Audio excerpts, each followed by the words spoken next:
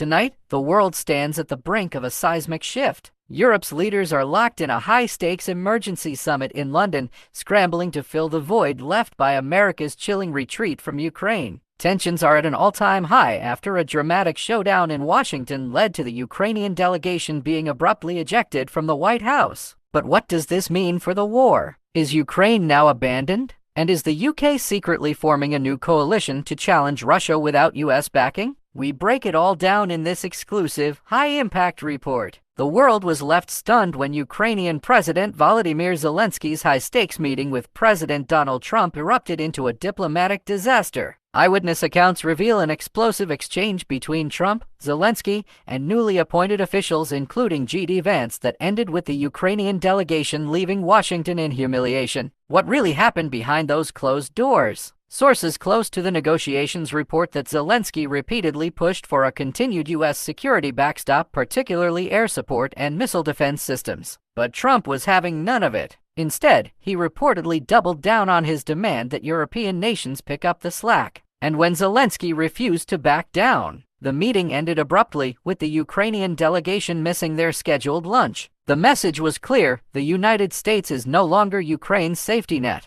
With Washington seemingly washing its hands of the conflict, panic has gripped European capitals. Within hours of the disastrous White House encounter, 16 world leaders rushed to London for an emergency summit, desperate to craft a response. UK Prime Minister Keir Starmer is leading the charge, standing shoulder to shoulder with French President Emmanuel Macron. But what exactly are they planning? Leaked documents suggest that Britain and France are spearheading a coalition of the willing, a new security force aimed at enforcing peace in Ukraine with or without American backing. But here's the kicker: Britain has already pledged £2 billion from frozen Russian assets to fund this operation, and they're demanding that other European nations follow suit. The burning question: will Germany, Italy, and Spain finally step up? Or will they continue to hide behind NATO while the UK and France take the lead? Now, let's talk about the real power struggle. Because while European leaders put on a united front, there's a battle raging in the background. The difference between watching the clips, that last 10 minutes, which was a bit of a meltdown, versus the entire press conference, we'll call it. The first 40 minutes were great. President Trump was holding his tongue. You could see he was, maybe frustrated with some of the things that Zelensky was saying. And Zelensky kept poking the bear, kept going back and harping on a couple of these topics. And it just, I think, got to a point where he stepped too far. He didn't read the room, first of all. In great contrast to the prime minister, who went on Thursday and actually did read the room. So I think it was a misstep by Zelensky, also a missed opportunity. If he had gone in a more diplomatic way, like Keir Starmer did, like Macron did on Monday, I think it would have ended in a much more productive way. Now, you say like Keir Starmer and like Macron, a lot of people commending Keir Starmer for being such a great diplomat. I didn't quite see it that way myself, only because I didn't think he had any cards to play anyway. So he respected the fact that he didn't have any cards to play anyway, which is not what Zelensky did. Did you read that as great diplomacy? I think it was. I think he did a good job on Thursday. He doesn't, have a massive military to make, but it's better than the rest of Europe, with the exception of maybe Turkey. So it's interesting to see Turkey at the meetings today.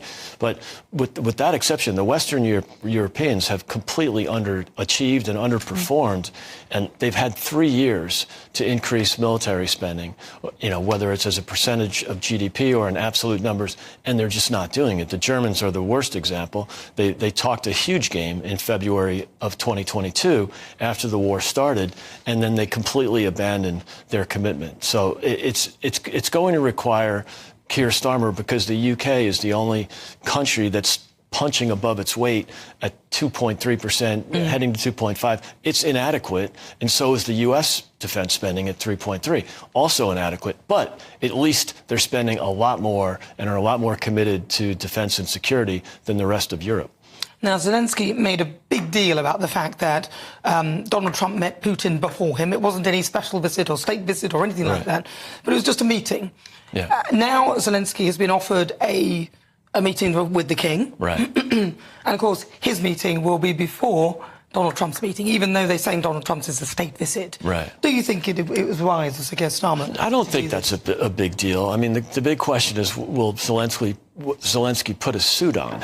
I don't know that you can go to the palace dressed like he's typically dressed. I think people made too big a deal out of that, frankly. But, again, it was a missed opportunity. Imagine if Zelensky thought, I'm going to read the room and put a suit on. It's not like me to do that, but it'll show some respect for the country that's been bankrolling me, and also the country that is the most powerful in this coalition, if you want to call it that. Well, I kind of feel sorry for him in a way with regard to that, because obviously he doesn't want to look like he's doing fine. Obviously he's very wealthy. Right. He's probably a billionaire, because a lot of that money, I'm not saying that he would have taken it or he's misappropriated it, but a lot of it's gone missing. I don't know where it went. I don't know whether he knows, but he's not short of a few bob. Yeah. But he doesn't want to show off to his people that he's doing fine, does he? So well, he could have gone to, to TM Lewin and bought a 200-pound suit. I mean, it's you don't have to be a fashion designer to see the president. I just think it would have shown a little more respect. He didn't show much respect at all. I mean, I thought he was really arrogant.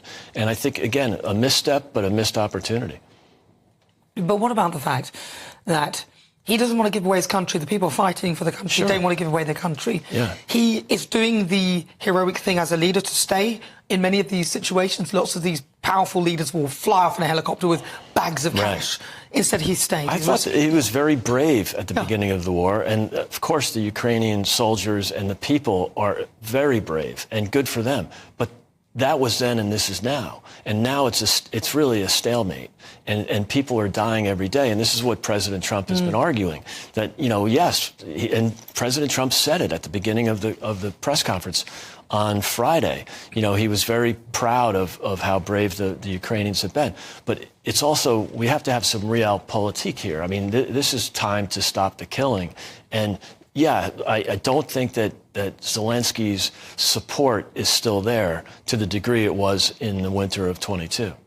And finally, this meeting today in the UK, lots of European leaders getting together.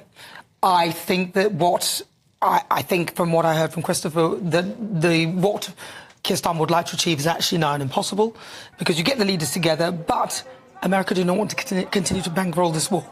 Right. I mean, look, I think the Europeans, if they collaborated and actually developed a military strategy, there could be some strength there. The combined economies in Europe are 10 times the size of Russia, but they don't spend any money on defense. They rely on the U.S. for that. And that cannot continue, partly because we have $36 trillion in debt. 8 of that is freshly minted debt. So we have a bit of a financial crisis ourselves, and can't really continue to protect Europe without, and also pivot to the Pacific and protect the world against China. And so, this is just, it's common sense for the Europeans to step up. President Trump pointed this out 8 years ago. They improved a little bit. Okay, they went from four countries meeting the 2% minimum to 21 countries, but most of those are the smaller economies. Poland is the most discussed at 4%, but it's Poland. And while Germany, France, Italy, Spain are completely inadequate. So, and by the way, even if they made a commitment, it would take years for that to materialize. So right now, and it's a shame that 3 years later, they still haven't done anything, especially the Germans. Well, we saw them struggling even to make decisions, Greg, which was... and so I can't see how they'll all decide to agree to do this, which I think is the problem with the EU. There are too many vested interests, and their interests aren't the same. 3 years applauding Zelensky, which is nice, but that doesn't help, right? They've got to do something more. Reports indicate that Germany is actively resisting Starmer's push for a more aggressive European stance, fearing economic retaliation from Moscow. Meanwhile, Turkey's foreign minister has arrived in London with a bold proposal, a Turkish-led peacekeeping mission. But is Turkey playing both sides? Let's not forget that just last month, Turkish President Recep Tayyip Erdogan held secret talks with Vladimir Putin in Sochi. And then there's Canada. Prime Minister Justin Trudeau has landed in London, but is he here as a serious player or just a symbolic presence? His government has been one of Ukraine's loudest supporters, yet critics argue Canada's actual military aid has been embarrassingly minimal. And if you thought this couldn't get more dramatic, think again. In an unprecedented move, King Charles has personally invited Zelensky to a private meeting at Sandringham before Donald Trump's scheduled state visit. A direct message? A warning shot across the Atlantic? Some sources claim this meeting was orchestrated by Buckingham Palace itself,